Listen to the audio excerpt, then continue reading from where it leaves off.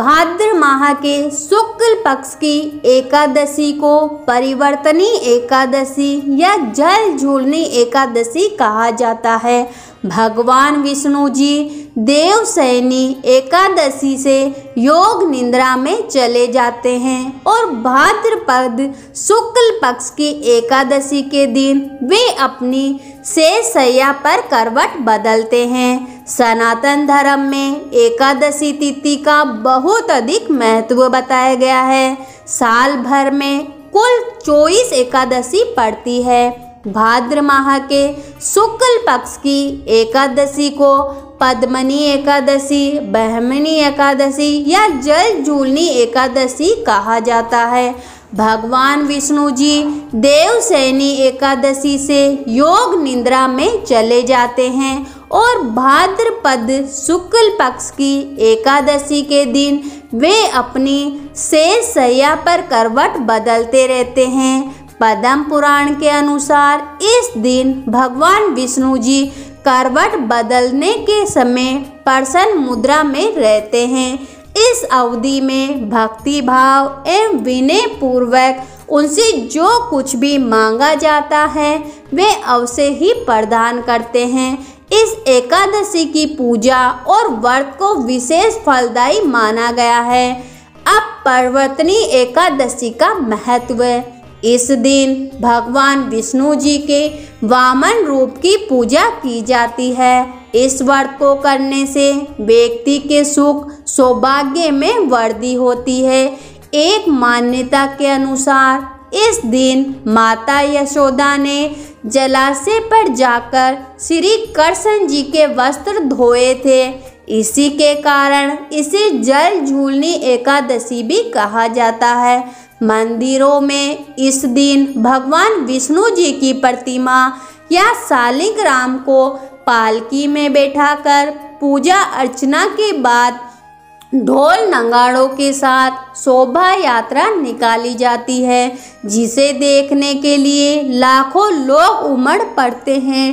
धर्म ग्रंथों के अनुसार परिवर्तनी एकादशी पर व्रत करने से सभी पाप नष्ट हो जाते हैं एवं वाजपेयी यज्ञ का फल भी मिलता है।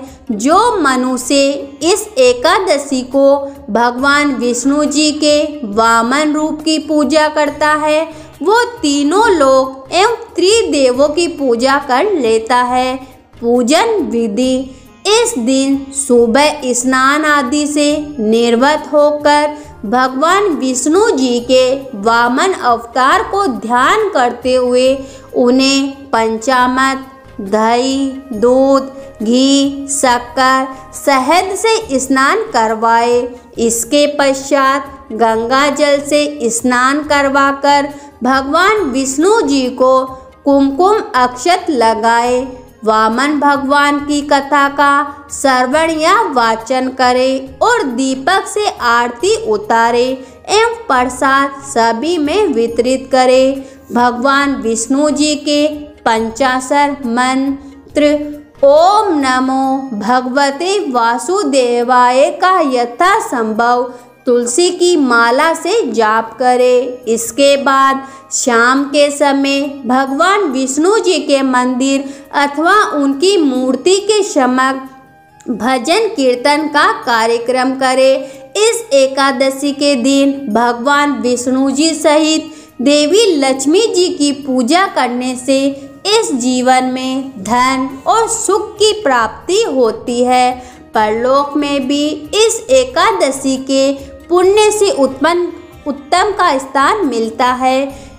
परिवर्तनी या एकादशी जल झूलनी एकादशी की कथा। शास्त्रों के अनुसार भगवान श्री कृष्ण जी ने युधिष्ठिर को परिवर्तनी एकादशी या जल झूलनी एकादशी की कथा सुनाते हुए कहा कि त्रेता युग में बलि नामक एक असुर था, लेकिन वह अत्यंत दानी, सत्यवादी और ब्राह्मणों की सेवा करने वाला था।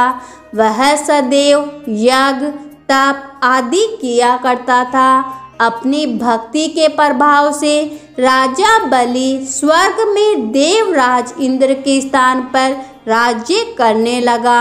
देवराज इंद्र और देवतागण इससे भयभीत होकर भगवान विष्णु जी के पास गए।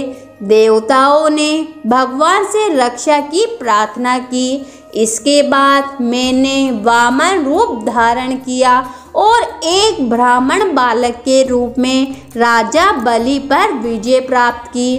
भगवान श्री कृष्ण जी ने कहा, वामन रूप लेकर मैंने राजा बलि से याचना की कि हे राजन, यदि तुम मुझे 3 पग भूमि दान करोगे, इससे तुम्हें 3 लोक के दान का फल प्राप्त होगा। राजा बलि ने मेरी प्रार्थना स्वीकार कर ली और भूमि प्रदान करने के लिए तैयार हो गया। दान का संकल्प करते ही मैंने विराट रूप धारण करके एक पांव से पृथ्वी और दूसरे पांव की एड़ी से स्वर्ग तथा पंजे से ब्रह्मलोक को नाप लिया। अब तीसरे पांव के लिए राजा बलि के पास कुछ भी नहीं था, इसलिए उन्होंने अपने सिर को आगे कर दिया और भगवान वामन ने तीसरा पैर उनके सिर पर रख दिया।